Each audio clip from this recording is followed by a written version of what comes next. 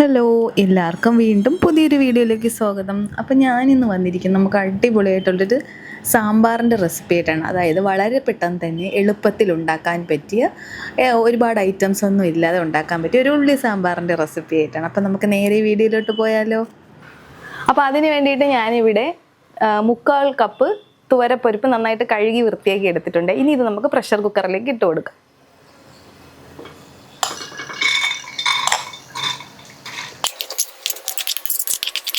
ഇനി നമുക്കിതിലേക്ക് 1/2 ടീസ്പൂൺ മഞ്ഞൾപ്പൊടി ഇട്ട് കൊടുക്കാം.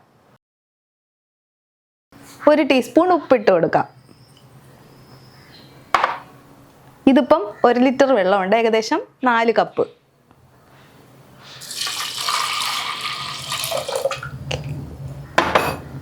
ഇനി നമുക്കിത് പ്രഷർ കുക്കർ അടച്ച് വേവിക്കാൻ വയ്ക്കാം. ഫസ്റ്റ് ഫിസിൽ വരുന്നത് വരെ ഹൈ ഫ്ലെയിമിലും അത് കഴിഞ്ഞതിന് ശേഷം ലോ ഫ്ലെയിമിലേക്ക് മാറ്റാം. ഈ സമയം കൊണ്ട് നമുക്ക് വേറെ കുറച്ച് കാര്യങ്ങൾ ചെയ്യാനുണ്ട് കേട്ടോ. ഇനി അടുത്ത സ്റ്റെപ്പായിട്ട് ഒരു നെല്ലിക്ക വലിപ്പത്തിൽ പുളി എടുത്തിട്ടുണ്ട്. അപ്പോൾ അത് നമുക്ക് ചൂടുവെള്ളത്തിലേക്ക് കുതിരാനായിട്ടിടാം.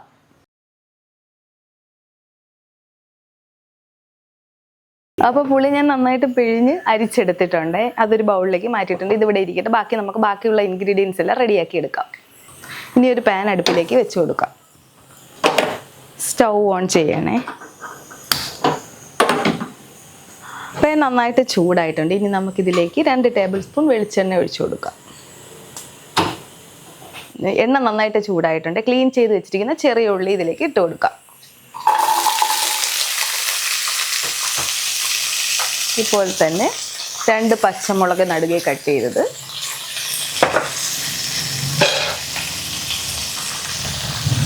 ഒരു തണ്ട് കറിവേപ്പില നന്നായിട്ടൊന്ന് വഴറ്റി കൊടുക്കാം.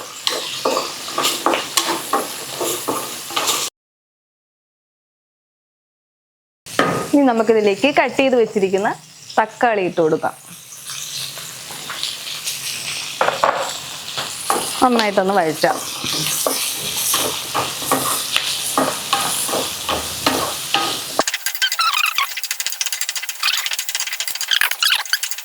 ഇനി നമുക്ക് ഇതിലേക്ക് പൊടികൾ ഓരോന്നായിട്ട് ഇട്ട് കൊടുക്കാം. മല്ലിപ്പൊടി 1.5 ടേബിൾ സ്പൂൺ, മുളക് പൊടി 1/2 ടേബിൾ സ്പൂൺ, മഞ്ഞൾപ്പൊടി 1/2 ടീസ്പൂൺ. ഇനി നന്നായിട്ടൊന്ന് വീണ്ടും വഴറ്റി കൊടുക്കാം. ഈ പൊടികളുടെ പച്ചമണം മാറുന്നത് വരെ നന്നായിട്ടൊന്ന് വഴറ്റി കൊടുക്കാം. ഇനി നമുക്കിതിലേക്ക് കുതിർത്ത് വെച്ചിരിക്കുന്ന പുളിവെള്ളം ഒഴിച്ചു കൊടുക്കാം.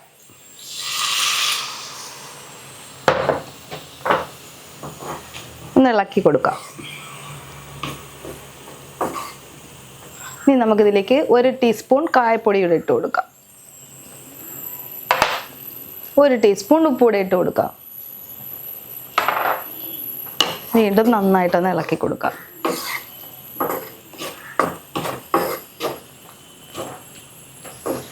ഇപ്പം നന്നായിട്ടത് കുറുകി വന്നിട്ടുണ്ട്. ഇനി നമുക്കിതിലേക്ക് വേവിച്ച് വെച്ചിരിക്കുന്ന പരിപ്പ് ഒഴിച്ചു കൊടുക്കാം.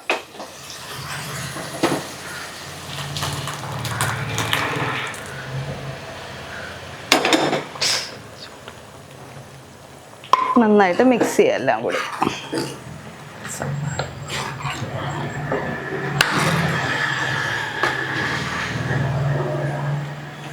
ഈ തീ ലോ ഫ്ലെയിമിൽ വെച്ച് നന്നായിട്ട് തിളയ്ക്കുന്നത് വരെ ഒന്ന് വെയിറ്റ് ചെയ്യാം. നന്നായിട്ട് തിളയ്ക്കാൻ തുടങ്ങിയിട്ടുണ്ട്. ഇനി നമുക്കിതിലേക്ക് മല്ലിയില ഇട്ട് കൊടുക്കാം. മല്ലിയില ഇട്ട ഉടനെ ഒന്ന് ഇളക്കിയതിന് ശേഷം സ്റ്റൗ ഓഫ് ചെയ്യാം. ഇപ്പം നമ്മുടെ ഉള്ളി സാമ്പാർ ഏകദേശം ഒന്ന് റെഡി ആയിട്ടുണ്ട്.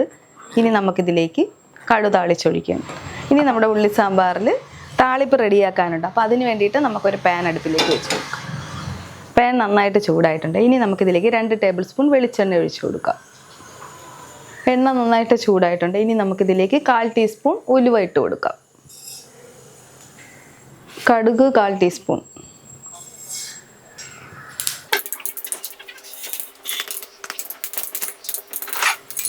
ഒരു 2 ഉണക്കമുളക് നടുകെ കട്ട് ചെയ്തത്,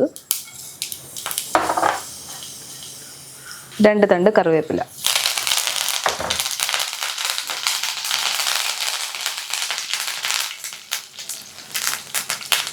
ഈ മുളകിൻ്റെ കളർ ചെറുതായിട്ടൊന്ന് മാറി വരുന്നത് വരെ ഒന്ന് വഴറ്റി കൊടുക്കുക.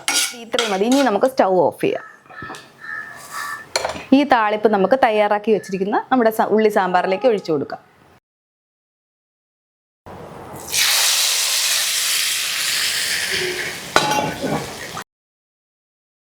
അങ്ങനെ നമ്മുടെ സ്വാദിഷ്ടമായ ഉള്ളി സാമ്പാർ ഇവിടെ റെഡി ആയിട്ടുണ്ട്.